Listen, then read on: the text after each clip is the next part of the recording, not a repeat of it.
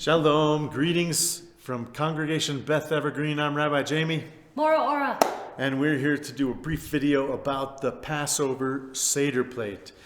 So, the Seder plate is a ritual item that is placed in the center of the table. It usually has 6, sometimes 5 little spots or placeholders for different ritual items at the Seder.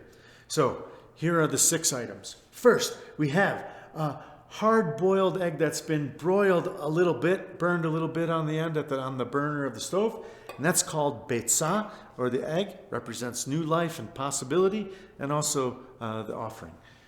Next to that, we have some wilting romaine lettuce. So the romaine lettuce is in Sephardi or Mediterranean tradition around bitter herbs that were accessible, and that's used to scoop up the horseradish later. So that's the bitter herbs. The next spot is for a shank bone or zoroa. So here we have a clay shank bone. Some people, maybe if you have a vegetarian family, you might use a beet. And you could just burn a little bit of that on your stovetop or on the flame, and that would symbolically cover the idea of a burnt shank bone offering. Next we have a nice apple with nuts, almonds and cashews, and sometimes this is for the spot on the Seder plate called charoset.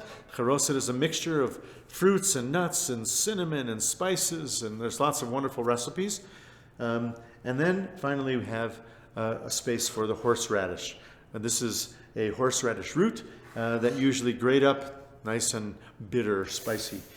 So there's a whole space for that. And then one spot which we don't, your parsley. Where's your...